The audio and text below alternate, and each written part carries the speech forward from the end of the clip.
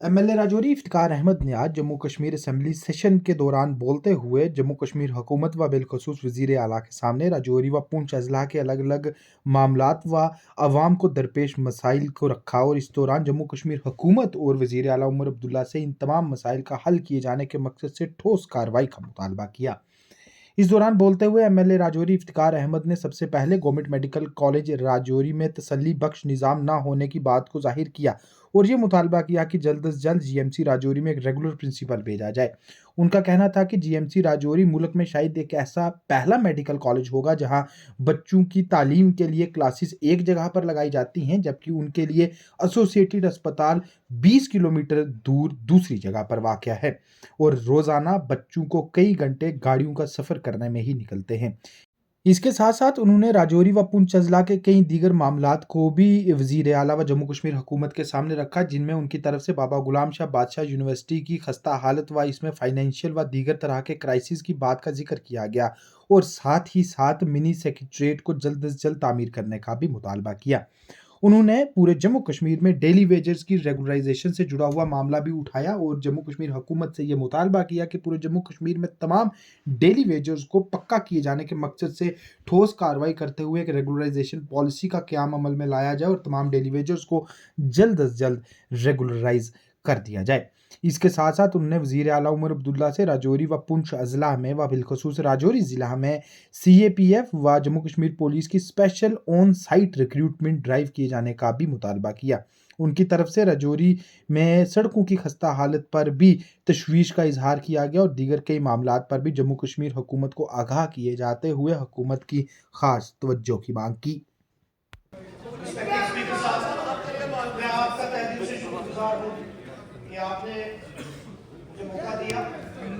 Sir, मैं Rajouri constituency से आता हूँ जो कि एक बॉर्डर डिस्ट्रिक्ट है और लोगों ने बड़े प्यार बड़ी उम्मीदों से वोट डाला और बड़ी उम्मीदों से मुझे इस असेंबली में भेजा। सिर्फ मुझे ही नहीं, यहाँ जितने भी मेंबर्स यहाँ बैठे हैं सबको बड़ी उम्मीदों से यहाँ भेजा और जब मैं यहाँ असेंबली में आया तो मुझे एक जज्बा था और मेरे अंदर बड़ी उम्मीद थी कि लोगों ने मुझे वोट दिया और सबको वोट दिया और आज मुझे उनकी आवाज लेकर असेंबली में जाना है और उनकी आवाज उठाना। लेकिन पिछले 2-3 दिन में हमने जो देखा वो बड़ा अनफॉर्चुनेट था। हमारे भाजपा के लोग जो उनका कंडक्ट था उनको ये पता ही नहीं कि लोगों ने उनको वोट देकर एमएलए बनाया और उनका काम क्या है और जिस तरीके से यहाँ असेंबली के अंदर जो कंडक्ट उनका रहा बहुत ही अनफॉर्चुनेट था।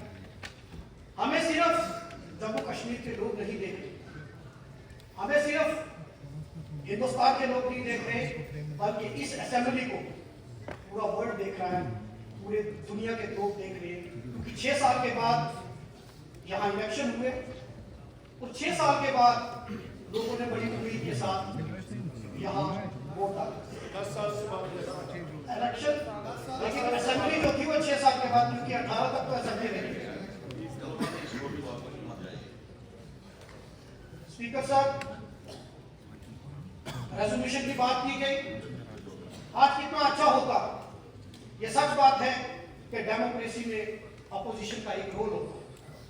अगर आज अपोजिशन यहाँ उस पार्टी के एमएलए यहाँ होते तो उनसे मैं कुछ सवालात करता क्योंकि मैं जम्मू रीजन से आता हूँ और उन्होंने जम्मू की बात की कि हम जम्मू की नुमाइंदगी करना चाहते हैं।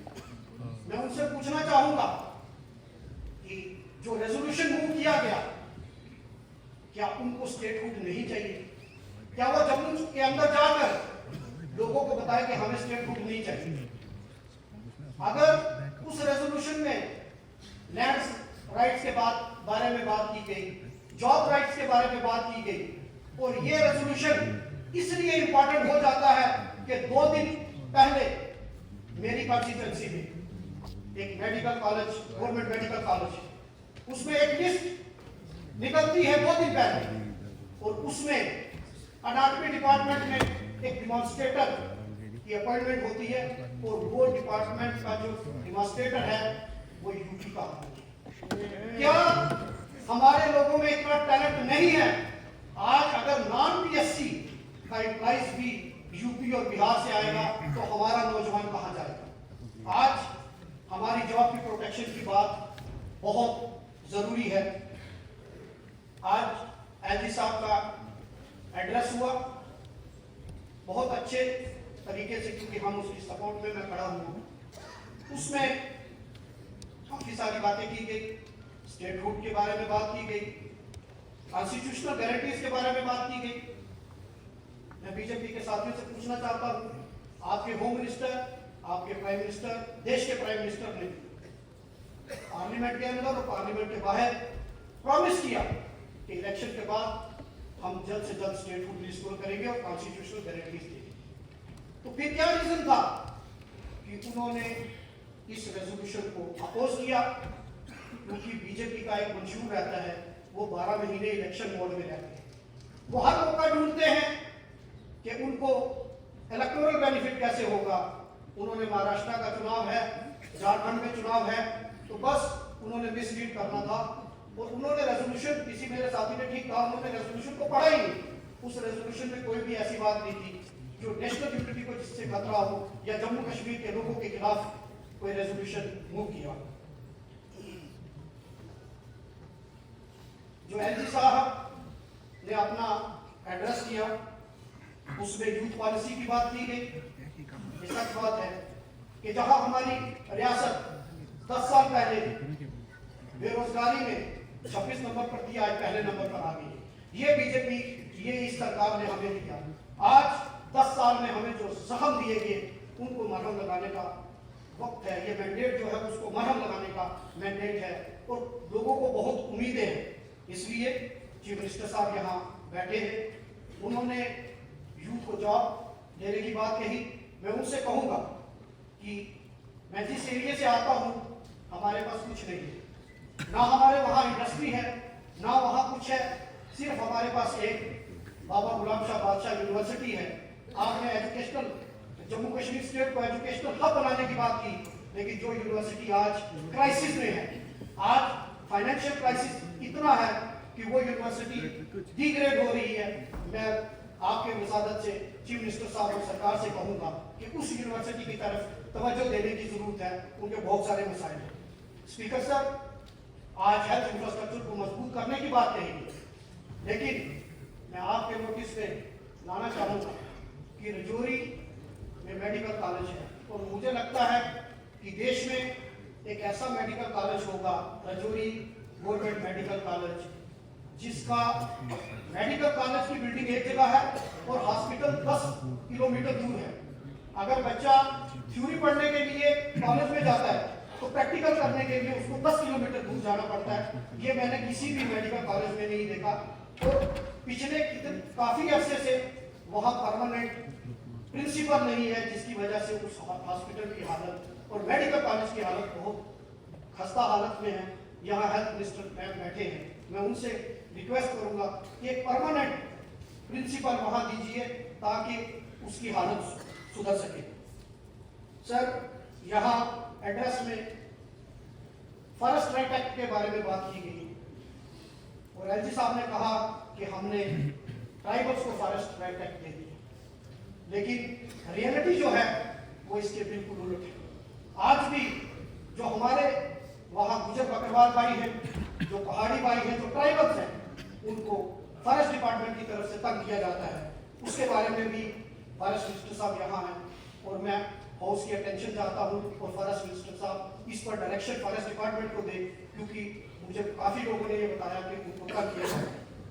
आज सर डेवलपमेंट की बात करें तो पिछले 10 साल में राजौरी एक ऐसा डिस्ट्रिक्ट है जिसमें आज तक मिनी सेक्रेटरीट का काम कंप्लीट नहीं हुआ।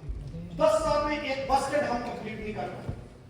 रोड कनेक्टिविटी की बात करते हैं हम, रोड कनेक्टिविटी लाइफ लाइन है, किसी भी डेवलपमेंट एक्टिविटीज की लाइफ लाइन है, लेकिन हमारी जो जम्मू से पूंछ तक नेशनल हाईवे है वो पिछले कितने सालों से वो कंप्लीट नहीं हुई।